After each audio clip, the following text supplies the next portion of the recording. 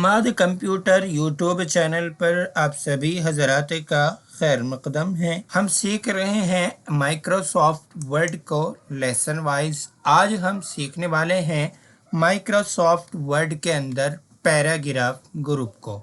चलिए शुरू करते हैं। पैराग्राफ ग्रुप के अंदर यहाँ पर हमें सबसे पहले मिल जाता है अलाइनमेंट। तो अलाइनमेंट को सीखते हैं। मैं यहाँ से इसको सिलेक्ट करता हूँ, या सिलेक्ट ना भी करें आप यहाँ पर कर्सर रखिएगा, और कर्सर रखने के बाद आप यहाँ पर क्लिक कीजिएगा तो ये मेरा टेक्स्ट लेफ्ट में चला जाएगा, और यहाँ पर आप क्लिक करेंगे तो आपका टेक्स्ट सेंटर में आ जाएगा। और अगर आपको अपने टेक्स्ट को राइट में रखना है तो यहाँ पर आप क्लिक कीजिएगा, या कीबोर्ड से Ctrl+R कीजिएगा। चलिए प्रीव्यू देख लेते हैं। मैं यहाँ से इस टेक्स्ट पर आ जाता हूँ और थोड़ा सा जूम आउट कर लेता हूँ। यहाँ से जैसे ही मैं Ctrl+E प्रेस कर रहा हूँ तो देखिएगा ये यहाँ पर सेंटर में आ रहा है। देखिएगा यहाँ से सेंटर सिलेक्ट हो रहा है। मुझे राइट में रखना है, देखिएगा इधर ये राइट में आ चुका है। मुझे लेफ्ट में रखना है तो ये लेफ्ट में है। चौथे नंबर पर जस्टिफाई का ऑप्शन, सबसे ज़्यादा इनमें पहले वाले ऑप्शंस का ही यूज़ किया जाता है। तो जस्टिफाई को समझने के लिए मैं यहाँ से इस टेक्स्ट को कर लेता हूँ सिलेक्ट, और सिलेक्ट करने के बाद मैं यहाँ पर आ जाऊँगा। यहाँ पे आने के बाद मैं जस्टिफाई पर क्लिक करूँगा तो देखिएगा क्या होता है। जस्टिफाई का बेनिफिट क्या होता है? जस्टिफाई का बेनिफिट यह होता है कि आपकी लाइनों का स्पेस लेफ्ट से और राइट से बराबर हो जाएगा। जैसे मैं अभी Ctrl+Z करके आपको दिखा रहा हूँ, देखिएगा यहाँ पर लेफ्ट से भी आगे पीछे है और राइट से भी आगे पीछे लाइन है, क्योंकि मैंने यहाँ से फिलहाल सेंटर किया हुआ है। और जब हम कोई पैराग्राफ लिखते हैं या कोई बुक टाइप करते हैं तो उसमें पैराग्राफ इस तरीके से नहीं लिखा हुआ होता है, बल्कि लाइनें दोनों तरफ से बराबर होती है। चलिए मैं यहाँ से Ctrl+J प्रेस कर रहा हूँ अपने कीबोर्ड से। मैंने इसके शॉर्टकट की यहाँ पर भी टाइप कर दी है Ctrl+J। देखिएगा ये जस्टिफाई हो चुका है। पैराग्राफ लिखते हुए एक चीज़ की हमें और ज़रूरत पड़ती है, यानी कि हम पहली लाइन, पैराग्राफ की पहली लाइन को थोड़ा सा आगे करके लिखते हैं। यानी कि पहली लाइन को जैसे मैं यहाँ से आपकी इससे इस तरीके से करके आप लिखते हैं। मैं यहाँ से बैक स्पेस दबा रहा हूँ क्योंकि इसके लिए हमारे पास अलग से माइक्रोसॉफ्ट वर्ड ने ऑप्शंस दिया हुआ है। मैं पैराग्राफ में यहाँ पर कर्सर रखूँगा और यहाँ पर आ जाऊँगा। यहाँ पर आने के बाद देखिएगा यहाँ पर स्पेशल, ये यहाँ पर आपको मिल रहा है स्पेशल का ऑप्शन, और स्पेशल के नीचे मिल रहा है आपको नन।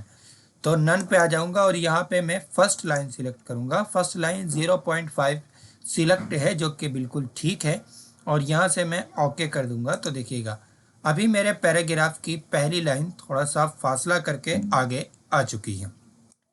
यहीं पर हमें मिल जाता है एक और ऑप्शन जो कि हैंगिंग का है। हैंगिंग के ऑप्शन को भी हम समझ लेते हैं। यहीं पर आ जाऊँगा। यहाँ पे आने के बाद मैंने फर्स्ट लाइन किया था, इस बार मैं हैंगिंग करूँगा।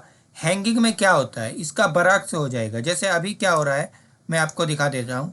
अभी मेरी फर्स्ट लाइन का स्पेस थोड़ा सा आगे है और बाकी सब लाइनें जो है वो पीछे से हैं। अगर मैं हैंगिंग करूँगा तो फर्स्ट लाइन जो है बिल्कुल थोड़ा पहले से शुरू होगी और बाकी सभी लाइनें थोड़ा आगे से शुरू होगी।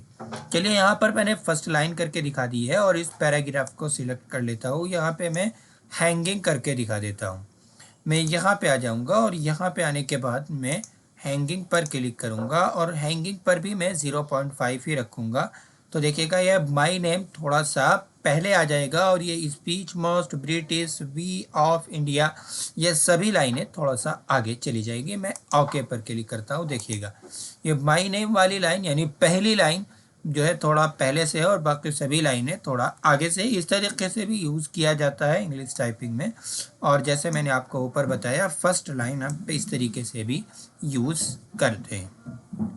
चलिए अलाइनमेंट को आप बहुत अच्छी तरीके से आई होप समझ चुके हैं। उसके बाद हम चलते हैं लाइन स्पेसिंग पर।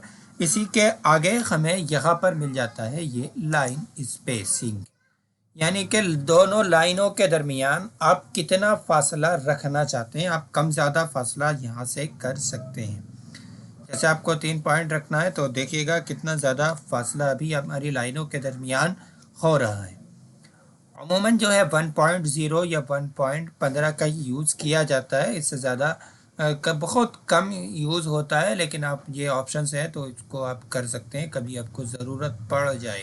के बाद हमें मिल जाता है नीचे पैराग्राफ स्पेसिंग। मैं यहाँ से इसको सिलेक्ट कर लेता हूँ, या सिलेक्ट ना भी करें, आप पैराग्राफ की जो भी सेटिंग है उनको करने के लिए आपको जो है पैराग्राफ में कर्सर रखना होगा। अगर आप मल्टीपल पैराग्राफ पर काम करेंगे तो तब तो आपको सभी पैराग्राफ को सिलेक्ट करना होगा, नहीं तो जिस पैराग्राफ में आपका कर्सर है उस ही पैराग्राफ में या आप जो भी सेटिंग अप्लाई करोगे वो अप्लाई होगी। जैसे मुझे ये माय डियर ऑडियंस और यहाँ पर जस्टिफाई, इन दोनों के दरमियान थोड़ा सा मुझे फासला रखना है काफ़ी ज़्यादा, यानी इस पैराग्राफ के दरमियान और इस पैराग्राफ के दरमियान, दोनों के दरमियान मुझे कुछ फासला रखना है। जैसे मैं यहाँ से इस पैराग्राफ को सिलेक्ट कर लेता हूँ ताकि बात और मज़ीद वाज़ेह हो जाए, और यहाँ से मैं लाइन स्पेसिंग 1 कर लेता हूँ और यहाँ से मैं रिमूव स्पेस आफ्टर कर लेता हूँ।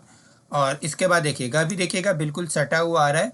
मुझे इन दोनों पैराग्राफों में और इस पैराग्राफ में, जो बीच वाला पैराग्राफ है इसके अंदर फासला चाहिए। अभी ये वाला पैराग्राफ के अंदर भी बहुत ज़्यादा फासला नहीं, ये वाला भी ज़्यादा फासले पर नहीं है, तो मैं यहाँ पे आ जाऊँगा। यहाँ पे आने के बाद यहाँ पे मैं ऐड स्पेस बिफोर पैराग्राफ करूँगा तो ये आ जाएगा, देखिएगा।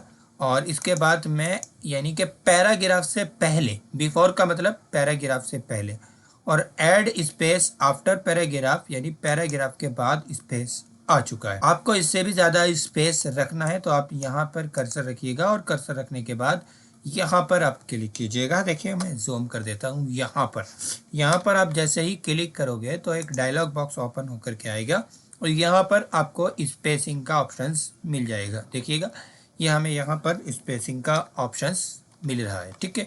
अब मैं यहाँ पर भी मैं 30 टाइप कर देता हूँ और इसके बाद ओके।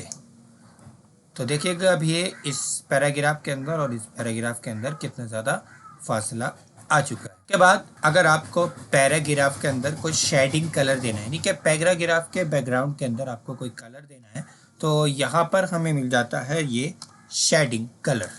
यहाँ पे हम आ जाएंगे तो यहाँ पे जिस कलर को भी मुझे अप्लाई करना होगा वही कलर मेरे पैराग्राफ के बैकग्राउंड में अप्लाई हो जाएगा। जैसे मैं फ़िलहाल यही वाला कलर अप्लाई कर देता हूँ, और आप यहाँ पे जाकर के मोर कलर भी कर सकते हैं, और अगर आपको कलर ख़त्म करना है तो आप यहाँ से नो कलर कर दीजिएगा। जैसे मैं फ़िलहाल नो कलर कर देता हूँ, मुझे कोई कलर नहीं चाहिएगा।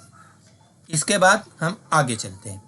आगे यहाँ पर हमें मिल जाता है बॉर्डर का ऑप्शंस, यानी हमने ये पैराग्राफ लिखा हुआ है, आपको इसको बॉर्डर देना है तो आप किस तरीके से दे पाएंगे।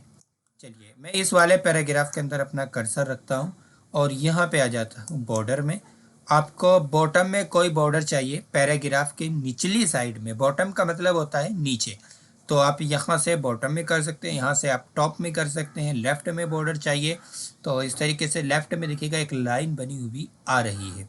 राइट बॉर्डर चाहिए तो राइट में आ जाएगा, और आपको ऑल बॉर्डर चाहिए यानी कि पूरा मुकम्मल पैराग्राफ आपको बॉर्डर में रखना है तो ऑल बॉर्डर पर आप क्लिक कीजिएगा, मुकम्मल पैराग्राफ बॉर्डर के अंदर आ जाएगा। पैराग्राफ की दीगर सेटिंग को हम जानेंगे नेक्स्ट पार्ट के अंदर।